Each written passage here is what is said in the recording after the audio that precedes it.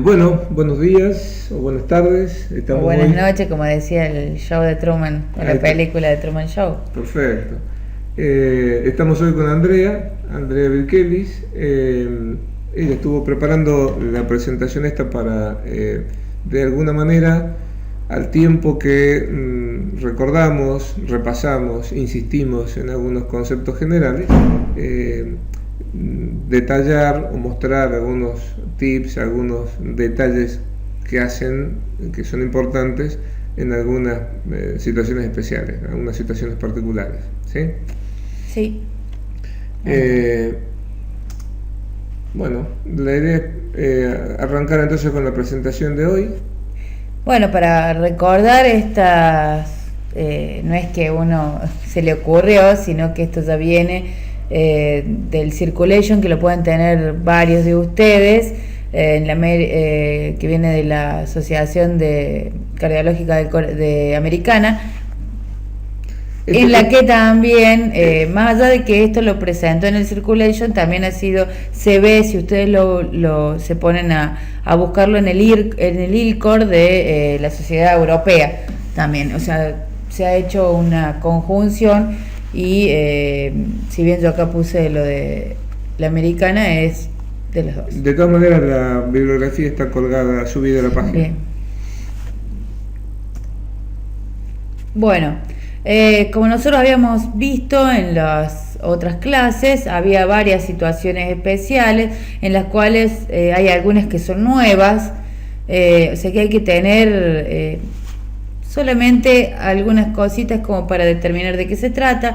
Entre las nuevas están la obesidad mórbida, la embolia pulmonar, las intervenciones quirúrgicas coronarias, el taponamiento cardíaco y la cirugía cardíaca, que son las que se han agregado con un poquito más de énfasis, si bien antes las teníamos que tener presentes. Así es. ¿Arrancamos con la primera? Vamos con la primera. El paro cardíaco, bueno, asociado al asma.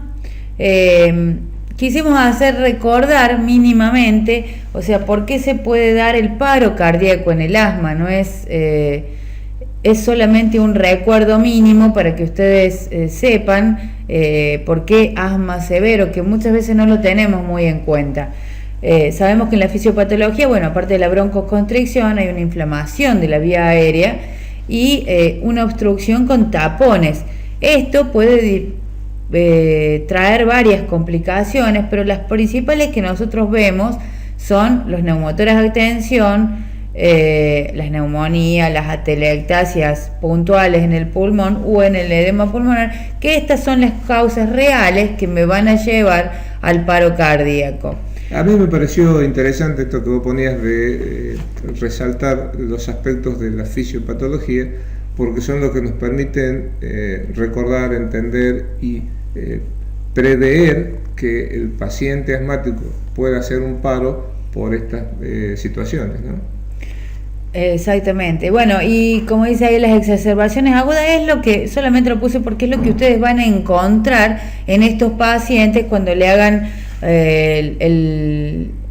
los distintos relevamientos de las cosas, tanto del laboratorio, de su medio interno o al revisarlo clínicamente, que uno se encuentra con no solamente con esta falta de aire que tiene debido a los tapones y demás, sino que pueden encontrar quizá un paciente asmático severo, generalmente ya conocido por nosotros, en que está, por ejemplo, en un estado confusional, y que acuérdense de que la hipoxia severa que esto produce puede llevar a la producción de esto sin descartar, por supuesto, otro tipo de patologías, pero a veces uno dice, bueno, está confuso y uno ya piensa, por ejemplo, en un accidente cerebrovascular, y no, tengamos en cuenta que una hipoxemia puede ser tranquilamente. Bueno, lo puntual que tenemos que hacer, como ustedes ya saben, la reanimación, cómo se da, tanto el básico como el avanzado. Acá tengo que hacer cositas puntuales. Bueno, sabemos que cuando damos la frecuencia respiratoria, uno a veces se posesiona dando la respiración, está nervioso, qué sé yo, y tiende a hacerlo un poco más rápido de lo normal, o trata de meterle mucho volumen al paciente, o sea, que entre mucho aire, de lo cual en este caso tenemos que tener en cuenta que este paciente tiene mucho aire en el pulmón, lo que no puede sacarlo. Entonces, la forma de tratar de ayudarlo un poquito más es haciendo una frecuencia respiratoria baja, a veces más baja de lo normal. Decíamos la frecuencia respiratoria en el paro de 8 a 10 por minuto, entonces habrá que pensar que en el asmático la frecuencia sea menor a ese, exactamente, a ese número. En vez de ser 8, que sea 6, Exacto. Por ejemplo, más lento, tratando de que esa expiración sea lo más alargada posible, o sea, es más, si bien nos va a ayudar potencialmente la compresión torácica, porque nos va a ayudar tratar de alargar esa expiración bastante y no meter tanto aire. Está bien.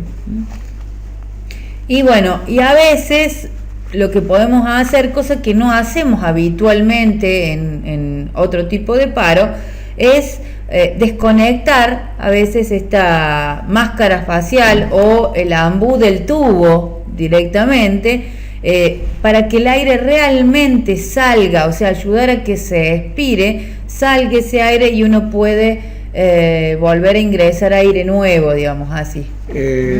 Las siglas del BVM. Bolsa, válvula, máscara, eso Claro. quiere decir, o ambú en realidad, todos lo conocemos por ambú, Perfecto. pero esa es la sigla de eso. Y recordar que una de las causas fundamentales cuando tenemos un paro cardíaco, como lo vimos anteriormente, están las neumonías, están las atelectasias, están el edema pulmonar, pero una cosa en la que nunca tenemos presente es que puede estar el neumotórax, ya sea porque hay tanto atrapamiento aéreo que tiende a romperse ese pulmón, o lo podemos exacerbar nosotros hasta con las mismas compresiones, con las maniobras, en la cual el paciente de repente pudo habernos respondido mínimamente y después entra en paro de nuevo y quizás se debió a esto, a un neumotórax. Si bien este fantasma del neumotórax, atención, está presente en toda reanimación, Exacto. Con más razón en el paciente asmático, ¿no? Sí, el neumotórax, recuerden que es una de las causas que tenemos que descartar cuando tenemos una actividad eléctrica sin pulso, que uno lo tiene en la cabeza, pero en el caso del asmático hacemos un poquito más de hincapié. Priorizamos. Uh-huh. Bueno, el paro cardíaco asociado a anafilaxia o a las alergias, mejor dicho, o más conocida como las alergias. Bueno, ideal tratar de manejar de entrada la vía aérea, tratar de colocar un tubo, tratar de... ¿por qué? Porque se produce este famoso edema de glotis, en el cual después la única manera de poder hacer una vía aérea es mediante una cricotiroidotomía, porque algunos dicen traqueostomía, sí, pero la traqueostomía se hace generalmente en un quirófano, con alguien que sabe hacer una traqueostomía, lleva su tiempo, porque está bien, actualmente hay las traqueostomías percutáneas por punción que pueden ser muy rápidas, pero requieren de la gente entrenada y requieren el ámbito exactamente adecuado, porque está bien, las traqueostomías por punción o percutáneas se pueden hacer en una terapia intensiva si ustedes quieren, pero hay que tener todos los elementos para la esterilización de esa vía aérea. Así es entonces que la vía aérea se transforma en una prioridad importante en el caso del paciente con anafilaxia por el manejo rápido. Exactamente. Y como bien decías, pensar rápidamente en que es muy posible que necesitemos un manejo avanzado, ¿no? Exactamente. Tratar de que, bueno, si no podemos llamar rápidamente a alguien que quizás tenga un poquito de mejor idea. En este caso, en la reanimación básica, ya ahí, cuando a uno dicen, si a ustedes les dicen por teléfono, por ejemplo, que tuvo una reacción alérgica, que a veces suele ocurrir, bueno, y que perdió el conocimiento, porque así es como quizá los llamen o como se presenten, ir preparando esa adrenalina que no tendremos vía a veces, pero la podemos hacer intramuscular. Recuerden que la adrenalina se puede hacer por todas las vías. Esto de los autoinyectores no están en el mercado nuestro, pero bueno, hay quienes pueden tener acceso. Son un poco más caros, pero en aquellos pacientes con una alta chance de hacer reacciones anafilácticas es donde se recomiendan, ¿no? Que tengan en su propio domicilio. Sí, a veces no tienen los autoinyectores, pero una jeringa, una aguja y la ampollita está. Entonces se recomienda que esto se puede llegar a hacer como para ir contrarrestando la sintomatología, de alguna manera. Esto es lo que ya comentaba anteriormente, el manejo temprano y de la vía aérea avanzada, incluyendo el quirúrgico, obviamente que desde ya va a ser clase 1, o sea, mandatorio de hacer en el caso de que esa vía aérea esté obstruida por los medios normales o habituales, digamos así. Y acuérdense que en este caso, ahí donde dice no paro, quiere decir que si nosotros tenemos un paciente que ha hecho un síndrome anafiláctico de cualquier causa, está indicado a hacer la adrenalina antes de llegar al paro, pero como tratamiento de la anafilaxia, exactamente. Bueno, otro de las cosas que nos da mucho miedo a veces o nos deja medio paralizados a aquellos que no hacen, por supuesto, obstetricia, ginecología o generalista, que estén acostumbrados a ver esto, es este paro cardíaco en el embarazo.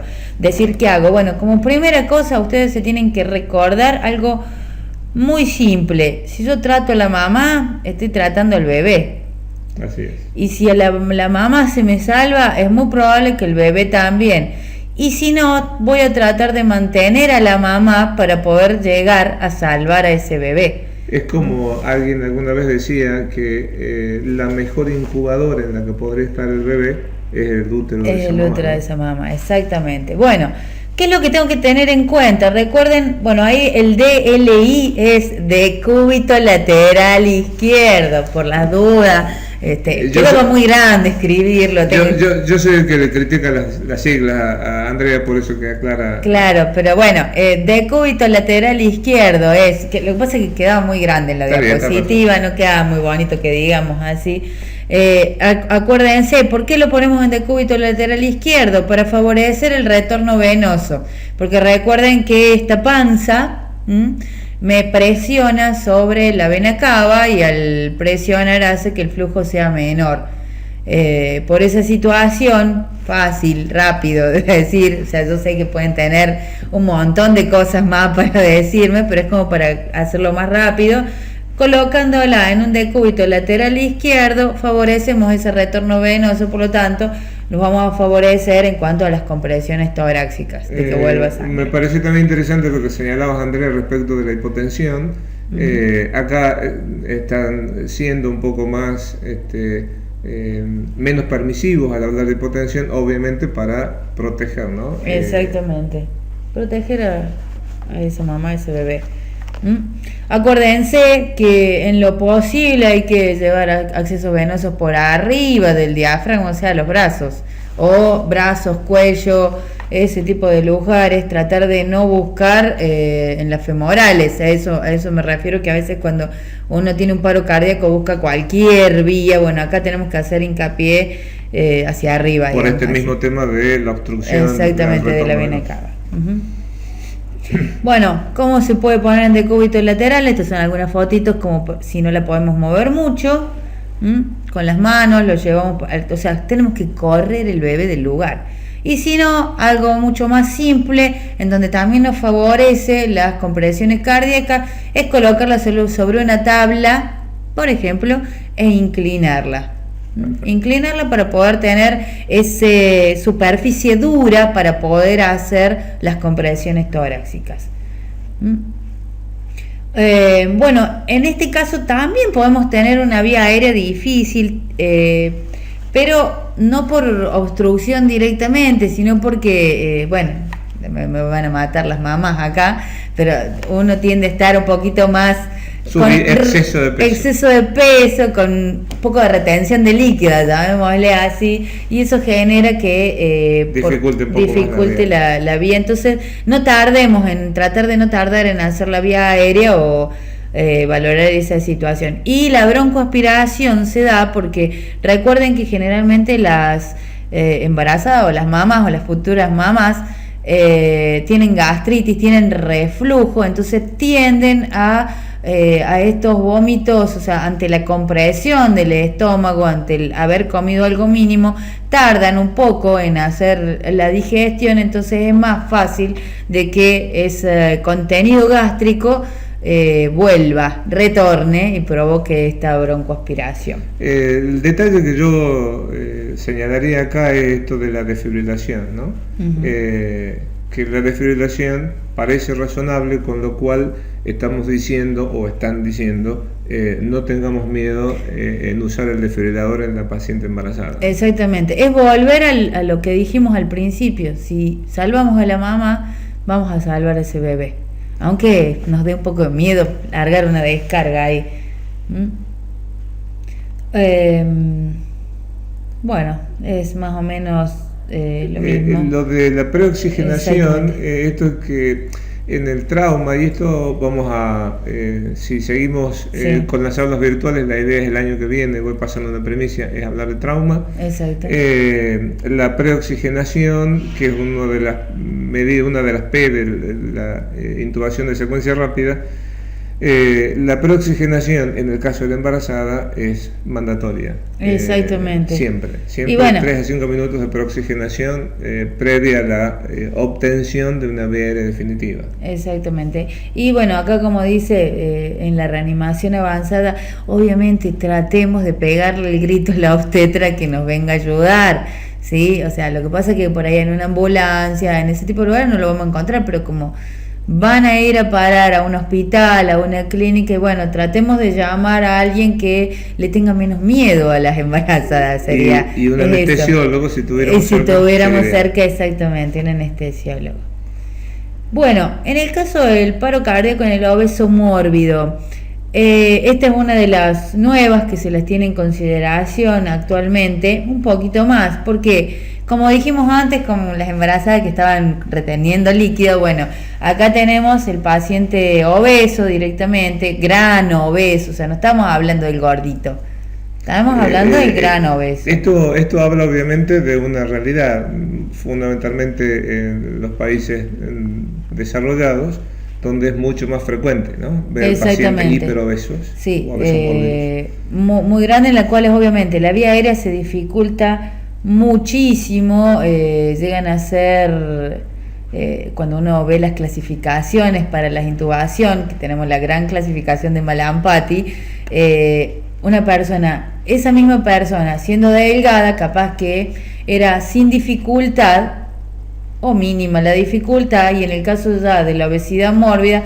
pasan a ser uno con altamente dificultoso, que no se puede visualizar bien la vía respiratoria. Entonces, y para la vía aérea difícil, supe escuchar esto en un congreso de un norteamericano, y después lo aplicamos acá en el hospital, lo del palo de hockey. Esto es doblar la punta del mandril metálico que uno usa para poner un tubo endotraqueal, doblarlo de manera que quede con la forma de un palo de hockey. Y realmente facilita bastante la situación. Recordar acá que obviamente la compresión de 4 o 5 centímetros, como veíamos anteriormente, va a ser un poco pobre, demanda muchísimo más fuerte. En este caso sí se toma como medida principal el tercio del tórax, que hay que disminuirlo, hay que comprimirlo, o sea, ya 4 o 5 centímetros le estamos haciendo cosquillas, si no hay que aumentarlo un poco más. Normalmente, bueno, se da más en niños, lo que dificulte, pero el resto es exactamente igual. Paciente con tromboembolismo pulmonar agudo. Bueno, lo dijiste vos esta vez antes que me retaran, pero es más conocido o TEPA, como se le dice habitualmente. Bueno, el TEPA se ha puesto principalmente porque muchos decían, ¿por qué no a la trombolisis en este tipo de casos? Y sí, bien, se hicieron estudios en los cuales se vio que cuando no tenemos una certeza real de que el paro fue causado por un trombo, y hacerle la trombolisis no daba mucho resultado. Había que, uno lo podía pensar, lo podía ver, pero lo tenía que confirmar de alguna manera. Esto va de la mano con aquellos centros donde tienen como más a mano la posibilidad de hemodinamia y de colocación de drogas de todo tipo. Y estos pacientes que hacían claramente un paro de estos que uno dice que agudamente estaban bien y hacen un paro, y cuando no salían del paro y se intentaron hacer trombolisis intraparo durante la reanimación, los resultados no fueron los que esperaban. Fueron los que esperaban. O sea, realmente no es algo, o sea, cuando no está demostrado, como dice ahí, no se recomienda. Clase 3, o sea, no recomendado. Es más, hasta puede hacer mal o empeorar la situación. Ahora, cuando nosotros tenemos un paciente que nos hace esta misma sintomatología y podemos hacerle, porque ustedes dirán, pero un ecocardio, existen en estos momentos y se puede conseguir y es fácil si se quiere. O sea, acá, en general en los distintos lugares hay un ecógrafo dando vueltas. Así es. Lo único que falta es alguien que lo sepa ver. Entonces, ya actualmente hay, acá en Córdoba no hay en otros lados, pero existen cursos principalmente, ¿por qué lo decimos acá nosotros? Porque bueno, los que hacemos trauma, precisamente se nos presentan este tipo de cosas, y actualmente todo aquel que hace trauma tiene que saber utilizar un ecógrafo para valorar, por ejemplo, este tipo de cosas, en donde va a ver el trombo, si uno lo pone así como lo ven ahí, en ese decúbito lateral izquierdo, buscando las ventanas propias para ver, se ve el trombo, y en este caso sí, yo veo el trombo, es rápido, es fácil, no soy invasivo. Lo único que tengo que hacer es colocarlo de costado, agarrar el ecógrafo, conocer la ventana, obviamente. O sea que para esto no lo hace cualquiera.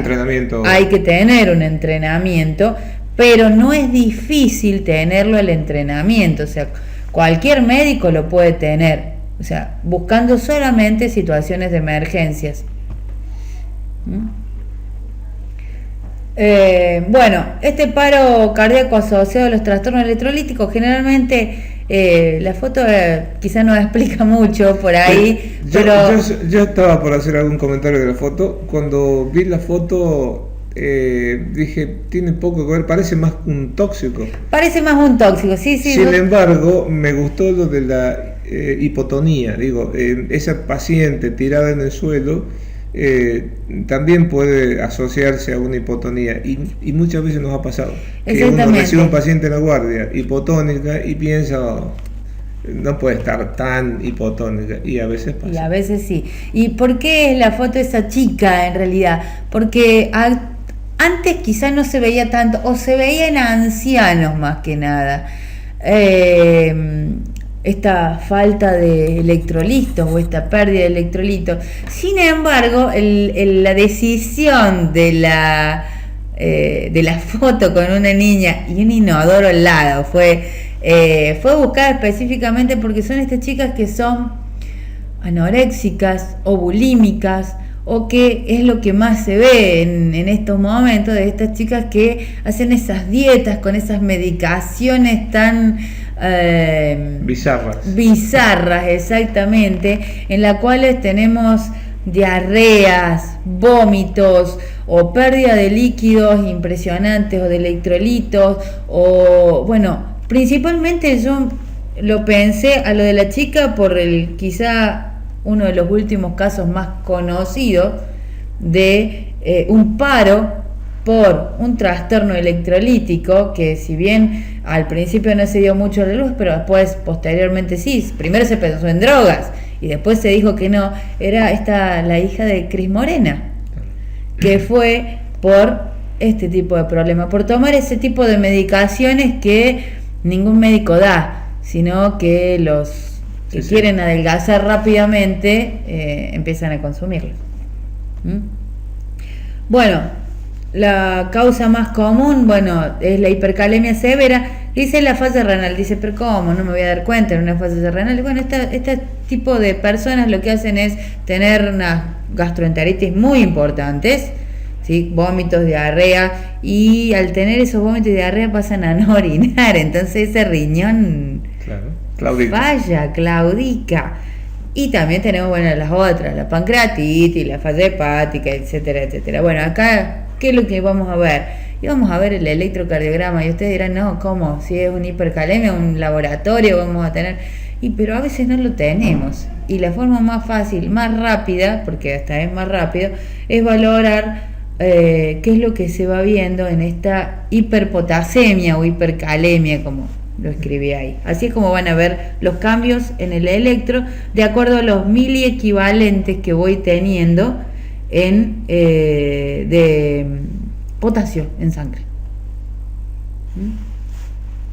Bueno, ¿qué voy a hacer cuando yo supongo que tengo esto? Acuérdense, guarda, la hiperpotasemia también era uno de los casos en la cual yo tenía una actividad eléctrica sin pulso y que la tenía que pensar, era una de las H. Pero ahora se le ha dado también un poquito más de hincapié, en el cual en todos lados tengo el gluconato de calcio. Entonces, si yo pienso, digo yo, y ustedes me van a decir, ¿y qué pasó con la hipo? Y es menos común, entonces lo más rápido es como la hiperglucemia, uno dice. Si yo tengo una hipoglucemia, le doy azúcar y lo soluciono. Si yo tengo una hiperglucemia y le doy azúcar, no lo voy a poner peor, digamos así. En el caso de la hiperpotasemia, poniéndole gluconato de calcio, lo puedo salvar al paciente. Y si era una hipopotasemia, no complica demasiado. No complica demasiado. Acá creo que cabe esto de resumir algunas cositas como cuando hablábamos de las drogas en avanzada, no mencionamos nunca el gluconato de calcio. No, es porque nuevo. Es un gran cambio esto de sacar, digamos, de los carros de paro. En mi época, que tengo algunos años más que vos, siempre estaba el gluconato de calcio como primera línea. ¿Por qué se lo dejó? Y para hacerlo más fácil, para hacerlo más práctico al manejo de drogas en el paro. Ahora, si estamos pensando fuertemente que la causa puede ser una hipercalemia, hay que tener presente que el gluconato de calcio cobra relevancia. Exacto. Y vuelve a estar al carro de paro, vuelve a estar.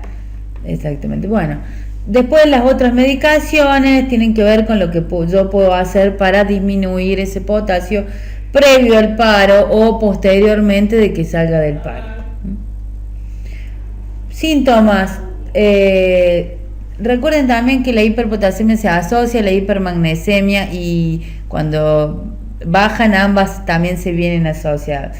Acá es lo que decíamos del paciente con atonía absoluta, una debilidad muscular, y no es que se tomó un relajante, sino que realmente voy a tener un paciente que no se puede mantener, que no se puede levantar, que está paralítico. Y esto es lo que hace más difícil a veces la anamnesis, porque como hay por ahí un contexto social de intento de suicidio, ingieren alguna medicación y no quieren decirlo desde primera instancia, ¿no? Entonces siempre hay que tener la sospecha para poder investigarla con el grupo familiar. Exactamente, que no necesariamente va a ser un tóxico como siempre. A veces es por otras cosas. Así es. Y bueno, como ya le nombramos, gluconato de calcio pasó a ser parte de este carro de paro y a cobrar importancia. En la hipomagnesemia, bueno, me pareció interesante ponerlo, pero solamente para hacer recordar que nosotros tenemos una fibrilación ventricular muy específica que es la torsar de Pointes o la torcida de punta, como sería. Torsade de pointe. Bueno, está bien. Si vos sabés franceses.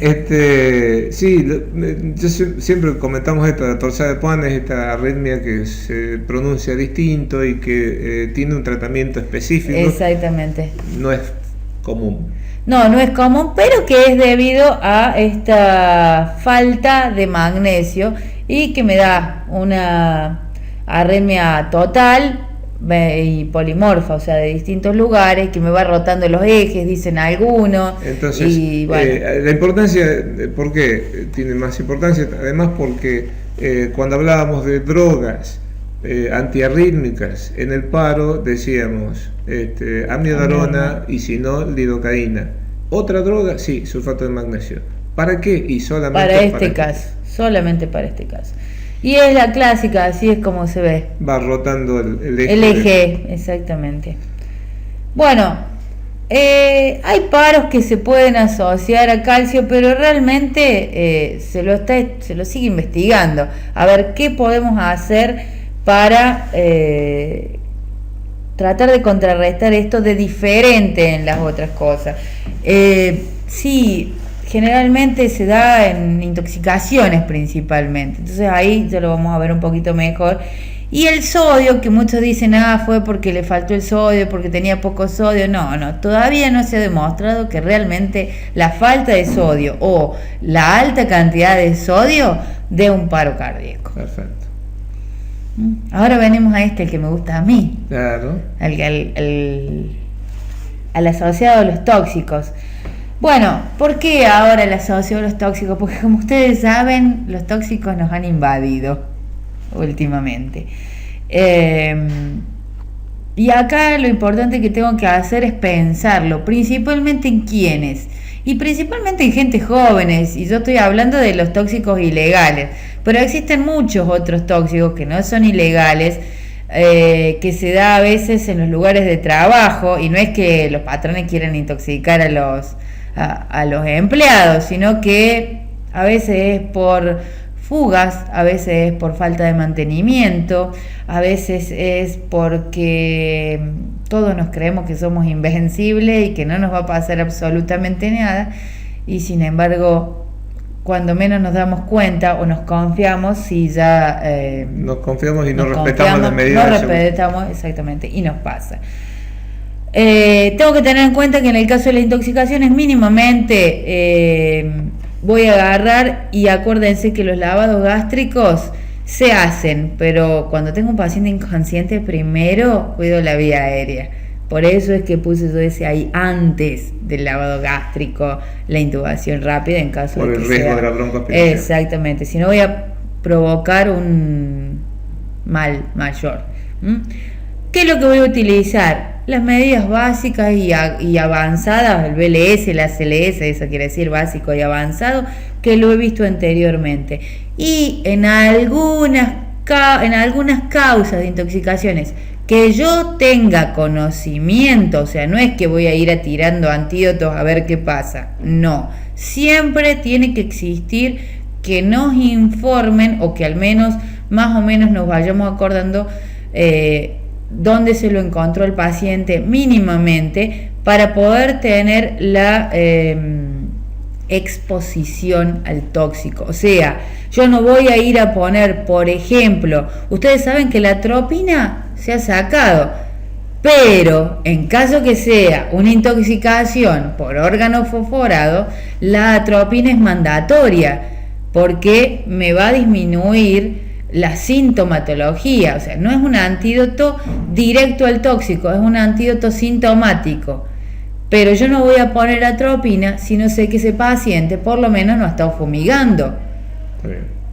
A eso es a lo que yo me refiero de los antídotos. Acá les dejé toda una lista de más o menos síntomas, y de los más comunes, bueno, no comunes no sería, sino de lo que yo puedo llegar a encontrar y a tener. Lo único que tengo que ver acá es tratar de ver qué es lo que tengo como para en el lugar donde estoy.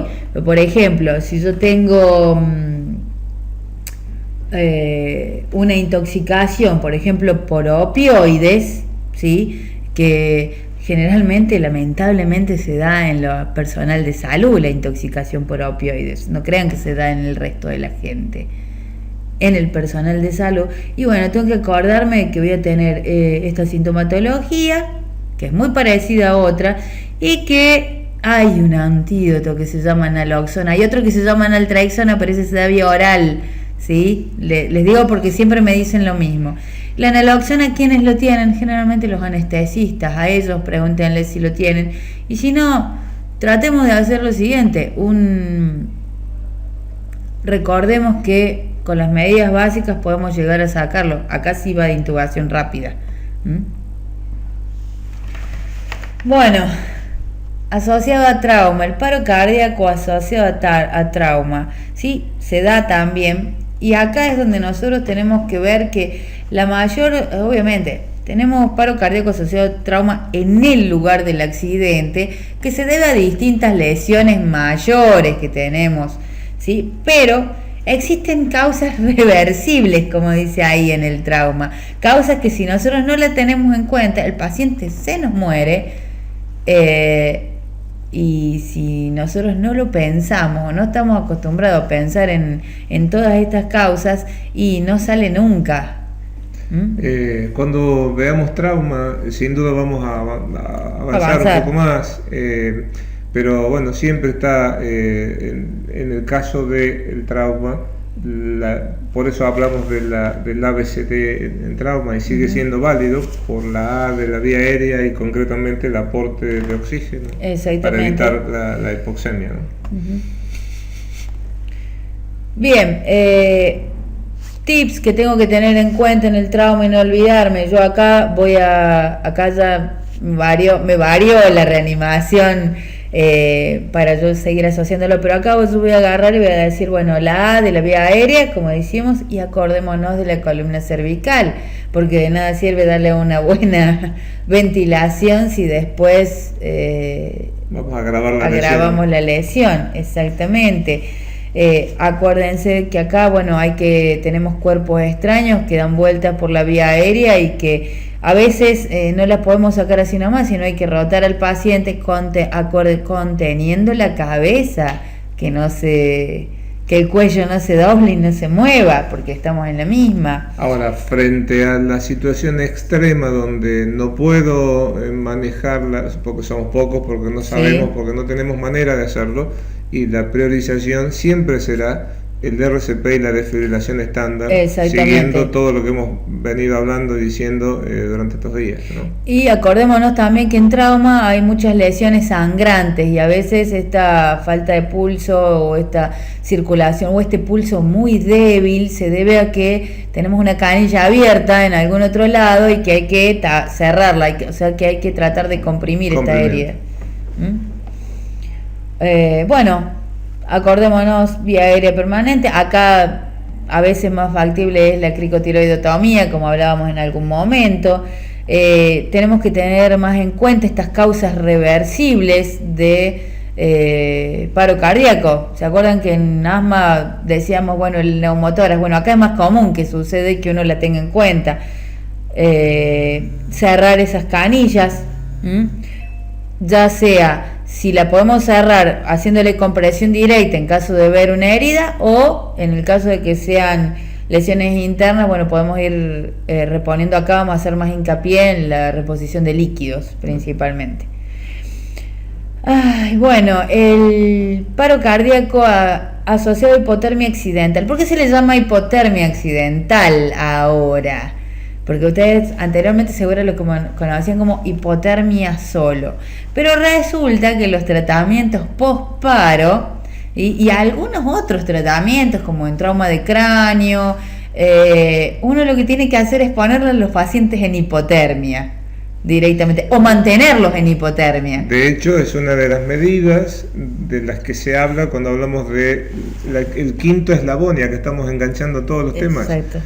Cuando hablamos del quinto eslabón, que decíamos que es un eslabón nuevo que agregó la AHA, habla de cuidados posparo. Dentro de esos cuidados posparo está considerada la estrategia de la hipotermia inducida, la hipotermia terapéutica, que no es esta hipotermia. No. Acá hablamos de la accidental. Accidental se dice a aquellos personas que por distintas situaciones están expuestos a fríos extremos y que no porque ellos quisieran estarlo, sino porque, bueno, les tocó esa situación. En el caso acá, la clasificación que ustedes ven acá es para que ustedes tengan en cuenta cómo se divide. Siempre es menor a 35 grados, recuerden. Y en realidad lo que a nosotros nos interesa, quienes van a estar en paro cardíaco, no son generalmente los leves, sino los moderados y los graves, que son los que pueden entrar en paro cardíaco en algún momento. Ahí más o menos les pusimos que lo que es esto del calentamiento pasivo, calentamiento activo, externo, interno, como para que tengan en cuenta, sepan de lo que estamos hablando. No se hace lo mismo en todos los pacientes. Lo que sí acá vamos a hacer muy simple, medimos la temperatura. Si la temperatura da más de 32 grados o 30, algunos dicen, si es así, le hago el calentamiento pasivo, lo tapo y más o menos espero una hora a ver qué es lo que pasa. Si esa temperatura sigue disminuyendo o no se eleva, me voy a ir a fijar obviamente siempre si tiene o no tiene pulso. Si no tiene pulso, haremos la reanimación cardiopulmonar como lo hemos estado viendo, la básica y la avanzada, pero acá voy a tener en cuenta algunas cositas. Voy a tratar de ir calentando al paciente. Acá ya voy a hacer un calentamiento activo externo e interno de acuerdo a los grados de temperatura. En el caso voy a hacer, aparte del calentamiento, voy a colocar las mismas drogas que yo estaba colocando, pero lo voy a hacer un poquito más espaciado, porque en cuanto el paciente se me caliente o aumente la temperatura principalmente, voy a estas mismas drogas van a empezar a actuar más todavía, o sea, tienen un mayor efecto. Entonces eso es lo que yo tengo que tratar de disminuir las complicaciones que puedo llegar a tener. Es más o menos un cuadrito sinóptico como para guiarme, ¿sí? Recuerden que las temperaturas centrales, más o menos como para que ustedes lo vayan viendo. La medicación con intervalos mayores. Defibrilación, ¿puedo hacer defibrilación? Sí puedo hacer. En algunos casos nos decían que no, pero ahora sí puedo hacer. ¿Cuántas? Y lo ideal sería tratar de limitar a lo menos posible, ¿sí? Una solita. Y voy a ir repitiendo este tipo de defibrilaciones con las mismas cantidades de Joule que veíamos en la normalidad, digamos, en el avanzado estándar. Voy a ir repitiendo en tanto y en cuanto esa temperatura se me vaya aumentando. Bueno, ¿qué pasa cuando alguien se nos ahoga? Esto es como mucho más frecuente seguramente en el interior de Córdoba, que tiene una geografía tan linda, digna de promocionar. Y que bueno, y que tenemos estos ríos que a veces parecen bajitos, chiquititos, pero nos confiamos a veces los mismos cordobeses que ya conocemos cómo es la situación, más se van a confiar los que vienen de afuera.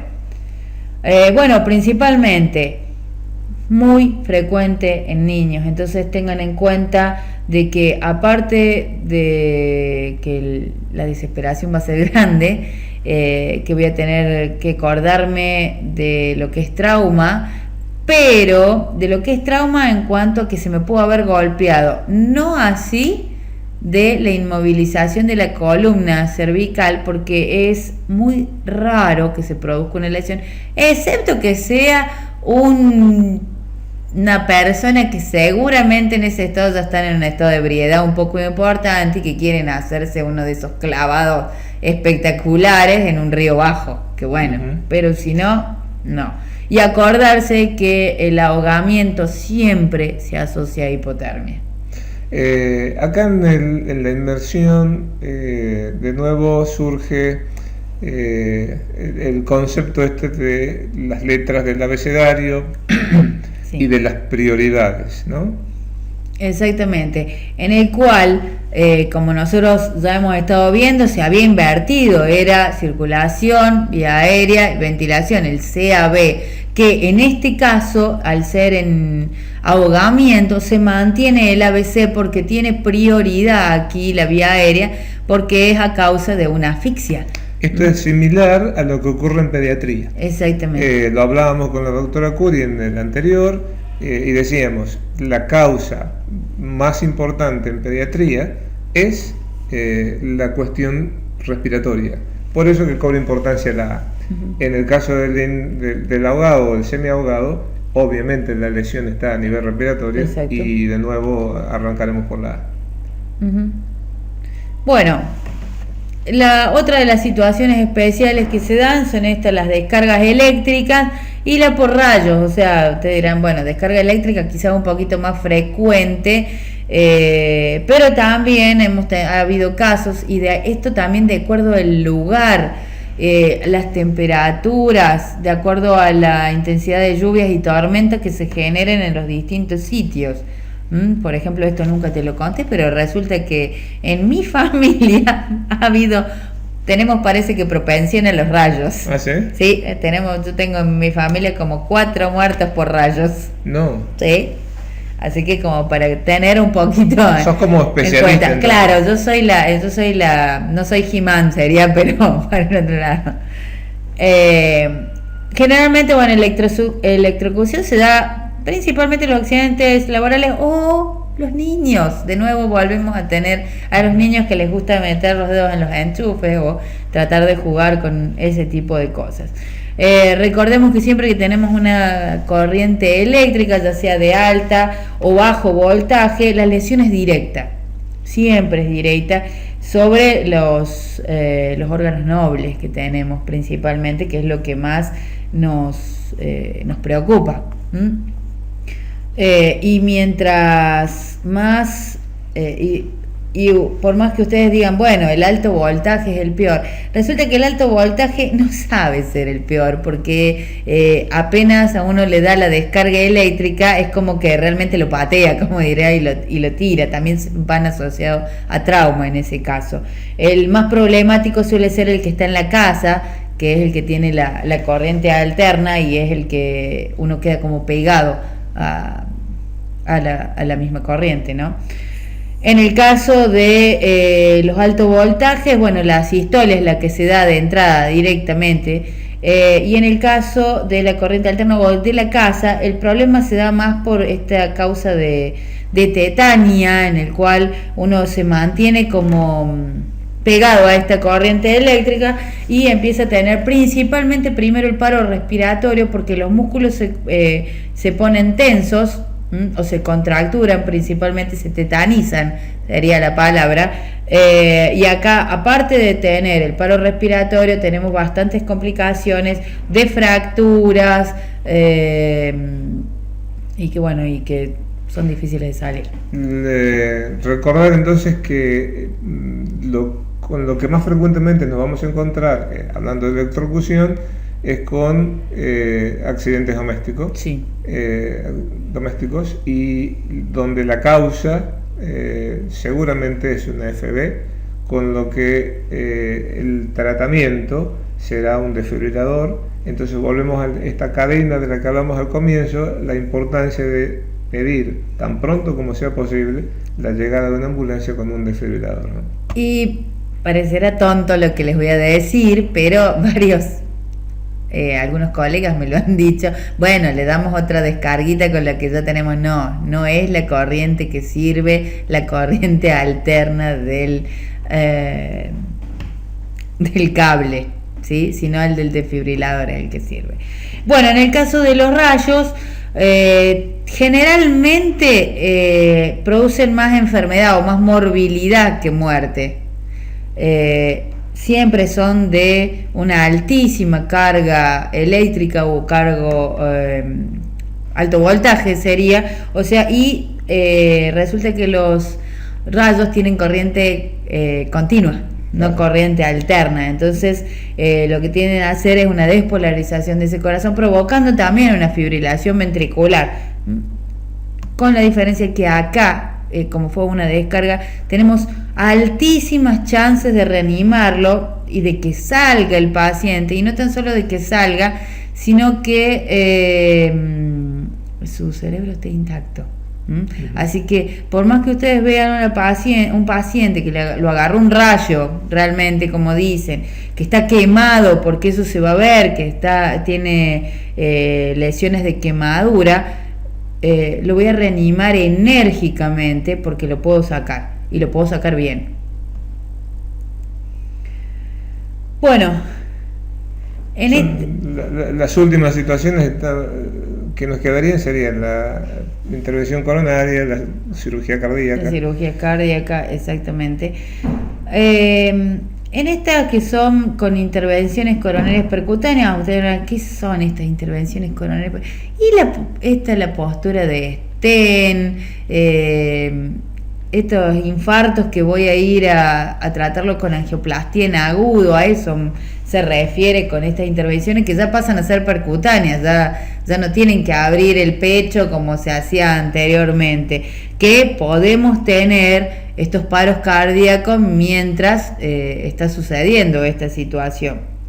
En este caso, para los paros que ocurren durante alguna intervención, Sol, la marca Sol, ZOLL, pueden buscarlo en internet, ha desarrollado un dispositivo, ¿sí?, que es como una banda, el dispositivo consta de como una tabla que se coloca en la espalda del paciente previa a la intervención, y solamente en el caso del paro se coloca una banda sobre el pecho, de manera que esa banda es la que va a hacer las compresiones del tórax, y tiene incorporados también parches, de modo que si se detectara FB, sí, descarga. Exactamente. El video está muy bueno, no tuvo todo el auge que creían que iba a tener. Sí, quizás, los resultados no fueron tan satisfactorios, pero bueno, probablemente sea ese el camino por el que va la tecnología, ¿no? Exactamente. Y bueno, tengamos acá lo único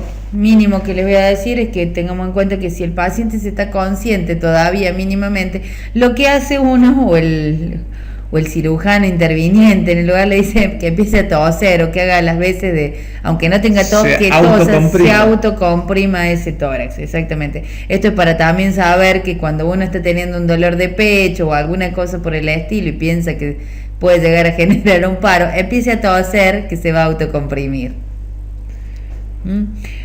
Bueno, acá este es el taponamiento cardíaco, otra de las causas en las cuales nosotros la teníamos en cuenta cuando veíamos una actividad eléctrica sin pulso, que se acuerdan que eran las H y las T. Bueno, acá estábamos con una de las T, en el cual ahora se le ha hecho un mayor hincapié, o sea, de recordar que esto existe, en el cual vamos a ver este paciente que tiene esta famosa tríada de Beck. Ustedes dicen, ¿cuál será esa tríada de Beck? Recordemos que era que teníamos las yugulares ingurgitadas, en la cual teníamos la tensión arterial alterada, y cuando nosotros íbamos a escuchar el corazón, los ruidos cardíacos estaban totalmente disminuidos.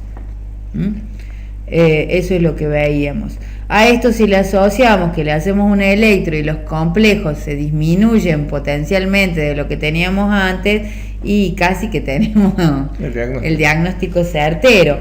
En este caso, lo que nosotros tenemos es un corazón que no está pudiendo hacer la diástole correctamente. Entonces, ¿por qué no puede hacer la diástole? Porque tiene este líquido que no lo deja expandirse, en el cual podemos hacer una pericardiocentesis, que acá volvemos a la ecocardiografía, o sea que tratemos de hacerlo, pero en el caso de no tenerlo, también se puede hacer la pericardiocentesis, ¿sí? Colocándole un electrocardiógrafo como para poder valorar en qué momento estamos tocando el miocardio, teniendo esas extrasístoles ventriculares. Y si no podemos hacer nada de eso y nos animamos y sabemos cómo hacerlo, se puede hacer una toracotomía de urgencia en el cual uno abre el pecho, digamos así, heroicamente, mete la mano y empieza a hacer la foto que está. Exactamente, como esa fotito que tenemos ahí. Y una de las últimas causas, que es el paro cardíaco asociado a posterior a una cirugía cardíaca o intervención cardíaca principalmente, en el cual tenemos acá también causas reversibles. O sea, ver que las conexiones en ese marcapaso que se pusieron estén bien, fijarnos que tenga buena cantidad de líquido, o sea, que se recuperó la cantidad de líquido que se perdió durante la cirugía, principalmente. Valorar esos neumotórax o taponamientos, porque en la cirugía cardíaca, recuerden que a veces abrimos ese pecho y hay que acordarse de poner los tubos de tórax también para contrarrestar los neumotórax, valorar las hemorragias en el caso de que las haya. Y acordarnos de que cuando uno hace cualquier tipo de cirugía, no solamente la cardíaca, va a tener trastornos en el medio interno, por lo cual ideal es controlarlo. Y en el caso de que uno no pueda hacerlo, bueno, como vamos de nuevo, si uno se anima, puede llegar a abrir ese...